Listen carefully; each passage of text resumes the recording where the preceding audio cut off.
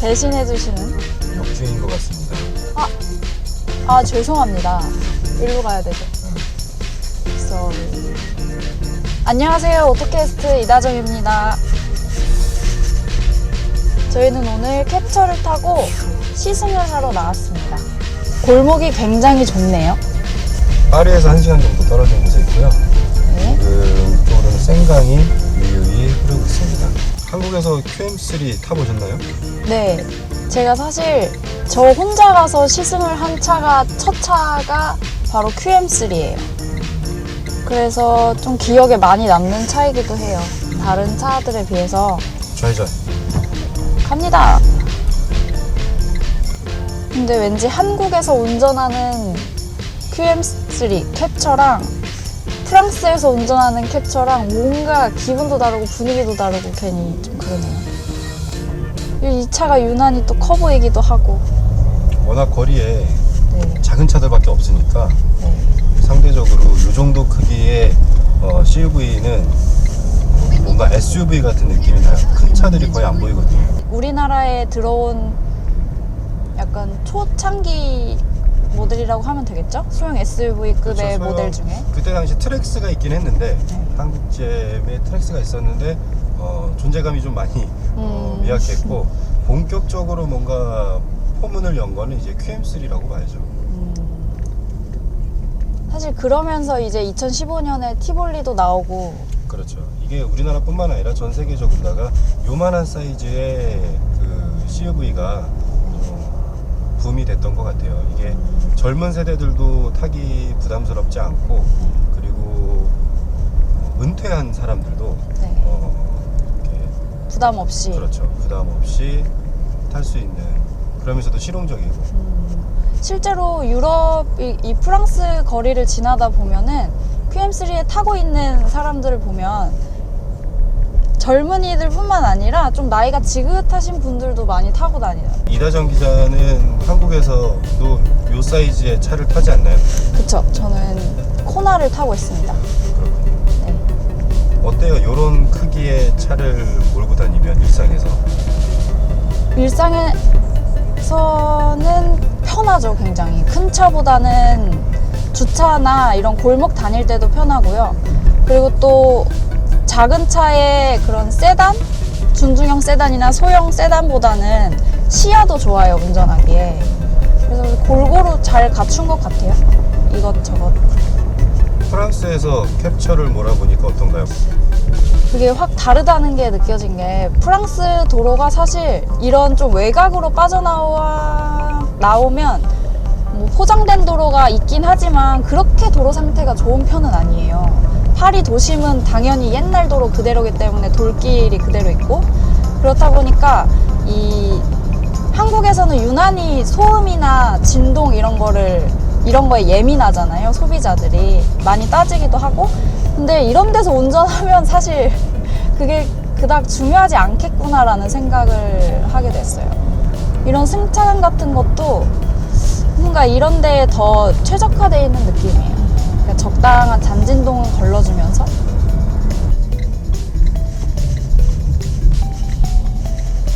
저 갈 때마다 멈추. 저 잘 가고 있어요. 네, 걱정 마십시오. 왜 할 말이 이러세요? 저 전혀 위협적인 운전 안 했습니다. 여긴 방지턱이 유난히 언덕이 무덤 같아요. 무덤 사이즈. 우리나라는 방지턱이 많은 대신 좀 자잘자잘하게 있잖아요. 근데 이 파리 도로에는 방지턱이 많진 않지만 한 번 있으면 진짜 한 언덕을 넘는 것 같은 방지턱들이 많아요. 그래도 좀 도심 나오니까 막히지 않아 좋은 것 같아요. 그죠. 이게 조금만 벗어나도 막히질 않네요. 파리는 거의 지옥이잖아요, 사실. 운전하기도 불편하고 주차하기도 불편하고, 주차해서 빠져나오기도 불편하고, 주차 공간을 찾는 것도 불편하고. 차와의 전제가 되는 거죠. 그쵸.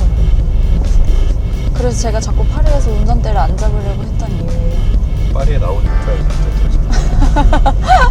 파리에서는 대중교통이 최고인 것 같아요.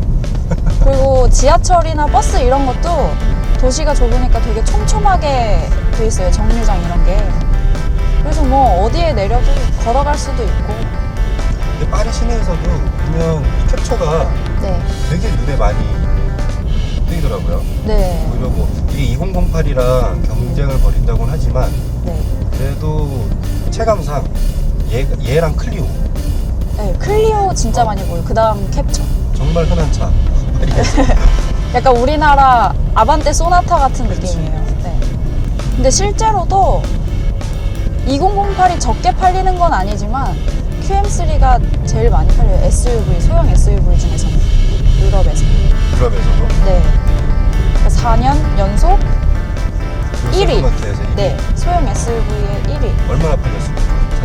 작년에 한 20만 대 좀 넘게 팔린 것 20만 대? 같아요. 네. 제가 알기로 20만 대 넘긴 거는 아마 최초일걸. 아, 그래요?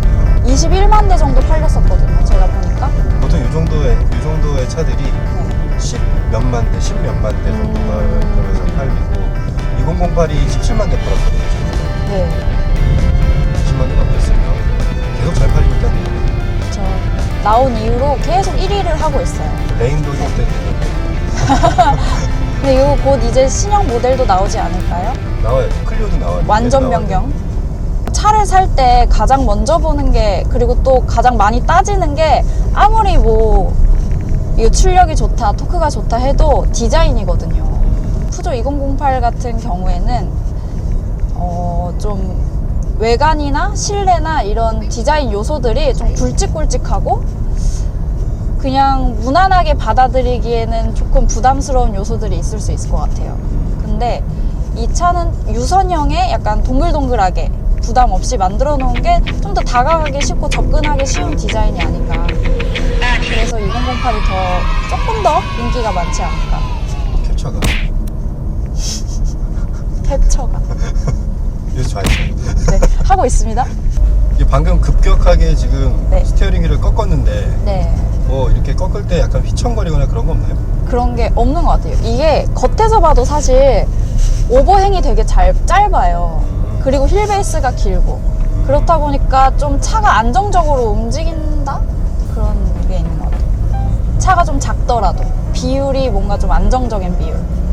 그리고 핸들링 이런 게 뭔가 프랑스 차들 타면 다른 차들에 비해서 핸들링이 마음에 든다는 생각을 많이 하거든요. 핸들링으로 따지면 사실 저는 개인적인 취향으로 캡처보다는 2008이 훨 나아요. 푸조가 유명하죠, 네. 핸들링. 운전대가 작고 일단 그리고 뭔가 3008이랑 2008, 208, 308 다 타도 그 푸조만의 특유의 그 핸들링의 느낌이 있어요. 근데 이거는 반대로 얘기하면 싫어하는 사람도 있을 수 있다는 얘기지. 좀 약간 마니아틱한 그렇죠. 그런 핸들링이기 때문에 근데 저 푸조 탔을 때 핸들링에 완전 감탄했었거든요. 그것 때문에 푸조 차도 한번 타보고 싶다 이런 생각했었는데 그거에 비교하면 캡처는 역시나 뭔가 무난하고 누구나 몰 수 있고 운전대를 돌릴 때 가벼운 것 같으면서도 이게 헛도는 게 없다 그래야 돼. 정확하다 그래야 되죠, 그런 건. 좀 날카롭다. 네. 캡처는 약간 뭐랄까 좀 무난하고 네. 그러면서 대중적이고 누구나 쉽게 운전대를 잡았을 때 거부감 없이 휘두를 수 있는 차인 것 같고요. 푸조는 사실 거기서 조금 더 재미 요소가 더 가는 것 같아요. 우리 지금 오프로드 가는 건가요? 그러니까 저희 산으로 가네요, 지금. 어디로 가? 오프로드 성능 어떻습니까? 오프로드 성능? 그거 보려고 여기로 잡으셨어요? 아니 뭐 예상하지 못했는데 오. 지프 타고 왔어야 될 것 같은데. 여기가 지금 안 보이겠지만 양쪽으로 강이 흐르고 있고요. 여기는 그 강 위에 떠 있는 섬입니다. 그렇구나. 섬 이름이 뭔가요? 어머! 그냥 이름이 없어요. 저희는 지금까지 캡처를 타고 약간 파리에서 1시간 정도에 떨어져 있는 교외입니다.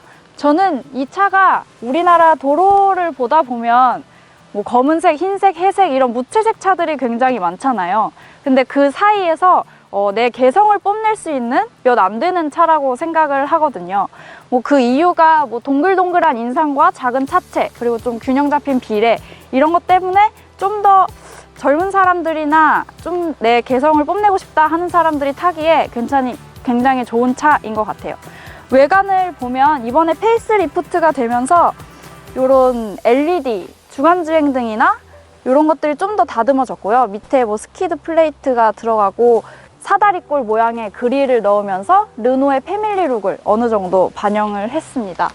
그리고 이 옆에를 보면 이런 투톤 루프 아시죠? 차체와 루프 색상을 다르게 하는 이런 것도 이제 뭐 운전자들의 취향을 반영할 수 있는 요소 중 하나인데, 사실 이런 거는 요즘 소형 SUV들에 되게 많이 채택을 하고 있는 사양들인 것 같아요.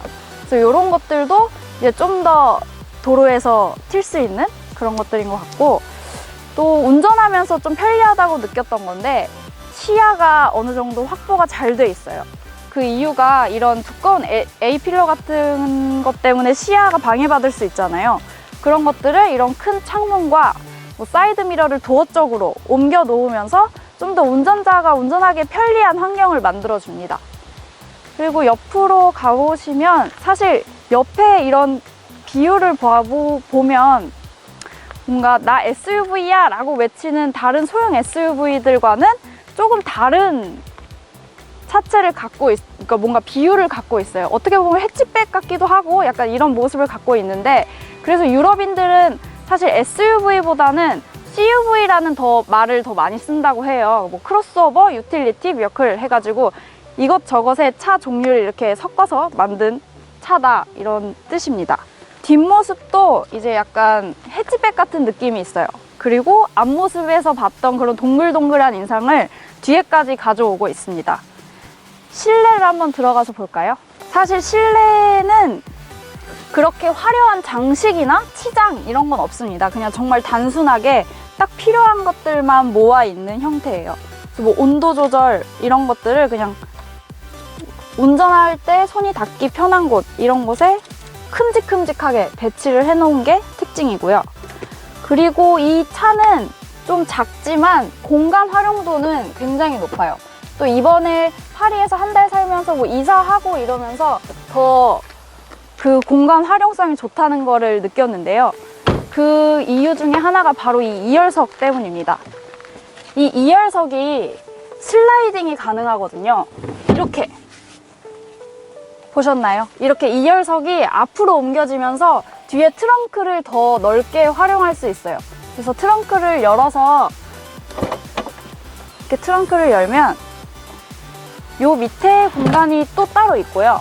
4명치의 한 달 짐을 여기다 다 실어 왔거든요. 뭐 캐리어가 한 5개 정도 됐고 여러 가지 뭐 식량, 비상식량 이런 것들도 다 들어갔는데 전편을 참고하시면 이곳에 얼마나 더 많이 들어갈 수 있는지를 확인하실 수가 있습니다. 아, 이것도 내가 해야 돼. 이 시간이 좀 걸려요. 한 번에 하는 게 좋잖아요. 네, 저희가 프랑스에 한 달을 살면서 이 캡처를 타고 이곳저곳 돌아다니고 있는데요. 뭐 프랑스 시내도 돌아다녀 보고 교회도 돌아다녀 보면서 되게 기특하게 기특하다. 다시 할게요. 프랑스뿐만 아니라 유럽에서 이 캡처가 4년 연속 왜 1위를 했는지 뭐 프랑스 도심 환경이나 활용도 이런 거를 봤을 때 조금은 알 수 있었습니다.